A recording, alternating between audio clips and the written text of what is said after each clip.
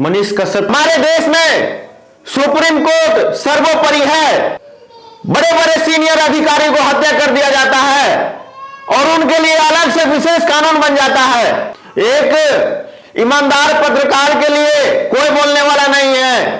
जो सच्चे देशभक्त काम कर रहे थे, आप लोग आवाज उठा रहे थे, वो अपने लिए कुछ नहीं कर रहे थे। गरीब गुरबा और शोषित वंचितों के लिए आवाज उठा रहे थे। आज उनके लिए न कोई राजनेता का बयान निकलता है, न कोई, सभी गुमशुदगी में पड़े हुए हैं। आखिर क्यों? आप लोग कब तक जागेंगे नींद से? कल होके कोई आपका आवाज नहीं उठाएगा। आप लोगों को पूरा न्यायिक व्यवस्था आप लोगों के समक्ष है। बाबा भीमराव अंबेडकर साहब का संविधान आपके समक्ष है। कुछ बाहुबलियों के लिए, अपराधियों के लिए, हथियारों के लिए अलग से कानून बन जाता है और राजनेता लोग एक दूसरे पे इल्जाम लगाते हैं कि केंद्र सरकार ने संशोधन किया था तो राज्य सरकार ने ऐसा किया, कानून बनाया, तो कोई सुशासन बाबू तो कोई कानून को नहीं मान रहा है।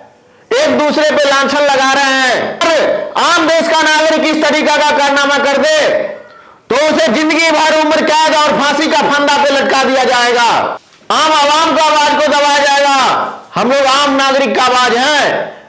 जितने भी देश के गरीब गुरबा शोषित वंचित पीड़ित परिवार हैं, हम लोग उनका आवाज है। अगर हम लोग का आवाज को दबाने का कोशिश कीजिएगा तो जनता के लिए फिर कौन आवाज उठाएगा? नमस्कार, आप देख रहे हैं भारत सच तक। मैं चंदन कुशवाहा।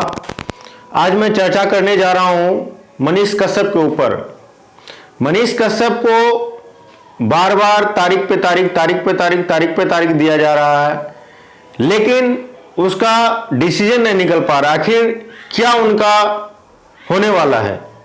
आज भी देखे हैं कि कपिल सिब्बल साहब उपस्थित नहीं रहे, जो उनके अगेंस्ट वाले वकील हैं, और मनीष कश्यप के वकील प्रेजेंट रहे।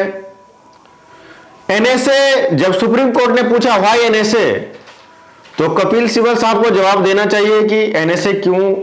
आज 28 अप्रैल था, आज डिबेट का टाइम था और उनको जवाब देना चाहिए था, न कि एब्सेंट होना चाहिए था। एक पत्रकार बंधु हमारे मनीष कश्यप के लिए तारीख पे तारीख दिया जाता है। जो गरीब गुरबों का आवाज उठाते थे, गरीब दूर सुदूर गांव में जाकर के ग्राउंड जीरो से रिपोर्ट दिखाते थे, आज उस आवाज कहीं लगता है गुमशुदा हो गया, कहीं खो गया वो आवाज। आखिर इसके पीछे किसका साजिश था? जो लोग अमीरों के लिए काम करते हैं, बड़े बड़े कॉरपोरेट सेक्टर के लिए काम करते हैं, जो बड़े बड़े चैनल वाले हैं, इलेक्ट्रॉनिक्स या प्रिंट, जो बड़े बड़े कॉरपोरेट सेक्टर के लिए काम करते हैं, उनके लिए ये सब कुछ नहीं है। सिर्फ और सिर्फ डिजिटल मीडिया के लिए ये सब है।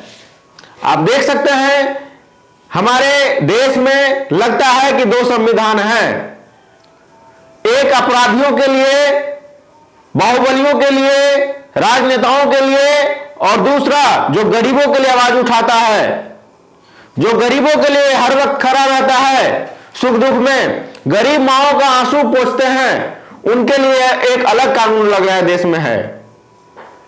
आखिर ऐसा क्यों? बाहुबलियों को बचाया जाता है, लेकिन जो कर्मठ ईमानदार समाज सेवी लोग, जो हमारे पत्रकार बंधु, उन पे तारीख दिया जाता है, तारीख पे तारीख दिया जाता है।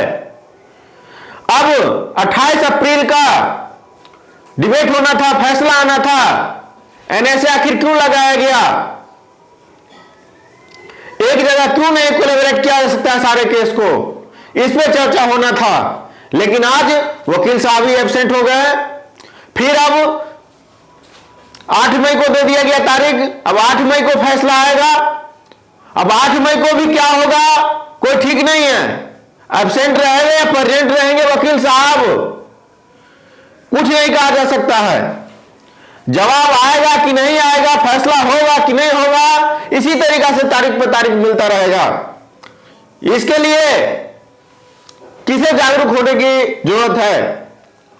आप लोग सब देख रहे हैं, आप लोगों के लिए आवाज उठाते थे। हमारे पत्रकार बंधु गरीब गुरबा के लिए आवाज उठाते हैं। जहां पे करप्शन होता है, क्राइम होता है, ग्राउंड जीरो पे जाके हम लोग दिखाते हैं। लेकिन जो इलेक्ट्रॉनिक्स और प्रिंट मीडिया है, जो सिर्फ कुछ है ऐसा, सभी नहीं है ऐसा, वो बड़े बड़े कॉर्पोरेट और राजनेताओं के लिए बने हुए हैं। और आज के दौर में यूट्यूबर बोला जा रहा है। यूट्यूबर और डिजिटल मीडिया ही एक ऐसा प्लेटफॉर्म है जो हर एक घर तक पहुंच चुका है, ना कि बड़े बड़े कॉर्पोरेट सेक्टर वाले मीडिया पहुंच रहा है। जब इस तरीका से हम लोग ग्राउंड जीरो से काम करते हैं तो उस तरीका के पत्रकार को कोई ना कोई धारा लगा के अंदर कर दिया जाता है, तो हमारे देश के लिए शर्म की बात है। और जितने भी नागरिक के लिए मदद पहुंचा रहे थे, हम लोग पहुंचा रहे हैं या हमारे पत्रकार बंधु लोग पहुंचा रहे हैं, उनके लिए अगर आप लोग गुमशुदा हो गए हैं तो फिर हम लोग किसके भरोसे आगे काम करेंगे?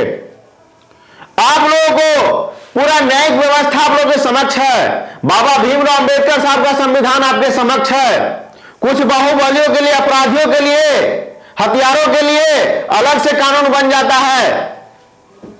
और राजनेता लोग एक दूसरे पे इल्जाम लगाते हैं कि केंद्र सरकार ने संशोधन किया था तो राज्य सरकार ने ऐसा किया, कानून बनाया, तो कोई सुशासन बाबू तो कोई कानून को नहीं मान रहा है। एक दूसरे पे लांछन लगा रहे हैं, लेकिन उनका सपोर्टर कौन है?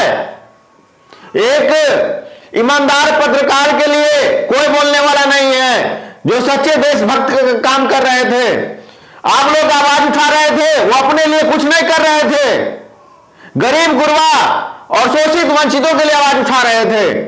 आज उनके लिए न कोई राजनेता का बयान निकलता है, न कोई, सभी गुमशुदगी में पड़े हुए हैं। आखिर क्यों? आप लोग कब तक जागेंगे नींद से? मैं देश के नागरिकों से भी बोलना चाहूंगा, आप लोग क्यों नहीं जाग रहे हैं? क्या हमारे देश में दो संविधान है? एक बाहुबलियों के लिए, हथियारों के लिए, और दूसरा संविधान कर्मठ और ईमानदार पत्रकारों के लिए, जो बार बार तारीख पे तारीख दिया जा रहा है और फैसला कुछ भी कंक्लूजन नहीं निकल पा रहा है। आखिर इसके पीछे कौन दोषी है? कुछ भी अगर दोषी है तो न्यायिक व्यवस्था है, जल्द से जल्द उसे सुनवाई करके दोनों वकील प्रेजेंट होकर के उस न्यायिक व्यवस्था के साथ न्याय किया जाना चाहिए। हमारे देश में सुप्रीम कोर्ट सर्वोपरि है। सुप्रीम कोर्ट का फैसला हर किसी को मानना होता है। तो सुप्रीम कोर्ट पे हम लोग को भरोसा है, हमारे संविधान पे भरोसा है। हम लोग संविधान के हवाले से ही आप लोग के बीच तक पहुंच पाते हैं और आप लोग आवाज उठा पाते हैं। इसलिए हम लोग संविधान पे भरोसा करते हैं, सुप्रीम कोर्ट पे भरोसा करते हैं। लेकिन जब वहां ही इस तरीका पे तारीख दिया जा रहा है, और वकील साहब कपिल सिब्बल जी, आप एब्सेंट क्यों हो रहे हैं? आप प्रेजेंट होइए, और एनएसए क्यों लगाया गया इसका जवाब दीजिए, और कोलैबोरेट क्यों नहीं हो सकता सारे केस एक जगह, इसका भी जवाब दीजिए। अगर सही आपका राय होगा तो जनता भी देखेगी कि क्या है सच्चाई। अगर मनीष कश्यप अपराधी है तो उसे दंडित करके अंदर डालिए। अगर ईमानदार है, सच्चा है और सही काम कर रहा है तो उसके ऊपर बाइज्जत बरी होनी भी चाहिए। अगर इस तरीका से आवाज को दबाया जाएगा, आम आवाम का आवाज को दबाया जाएगा, हम लोग आम नागरिक का आवाज है। जितने भी देश के गरीब गुरबा शोषित वंचित पीड़ित परिवार हैं, हम लोग उनका आवाज है। अगर हम लोग का आवाज को दबाने का कोशिश कीजिएगा तो जनता के लिए फिर कौन आवाज उठाएगा? अगला बिंदु कौन होगा? क्या सिर्फ हमारे समाज में दबंगों के लिए ही जगह है, भ्रष्टाचारियों के लिए ही जगह है? क्या हमारे समाज में हथियारों के लिए ही जगह है? बड़े बड़े सीनियर अधिकारी को हत्या कर दिया जाता है और उनके लिए अलग से विशेष कानून बन जाता है और उसको बाइज्जत बरी भी करने का कोशिश किया जाता है। बार बार पैरोल पे निकलता है जेल से बाहर। अगर आम देश का नागरिक इस तरीका का कारनामा कर दे तो उसे जिंदगी भर उम्र कैद और फांसी का फंदा पे लटका दिया जाएगा।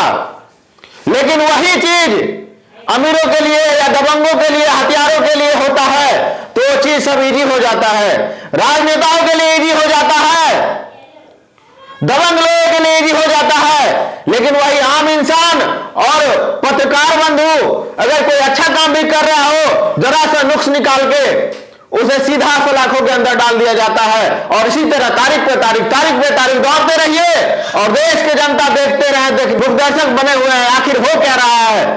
आज के दौर में सभी लोग मजे ले रहे हैं, लेकिन सच्चाई बोलने वाला कोई नहीं है। तो आप लोग कब तक जागेंगे? अगर हमारा ये वक्तव्य, हमारा जो विचार है, मैं आप लोगों से पूछना चाहता हूं, सही है या गलत है? अगर गलत है तो गलत बोलिए, सही है तो सही बोलिए।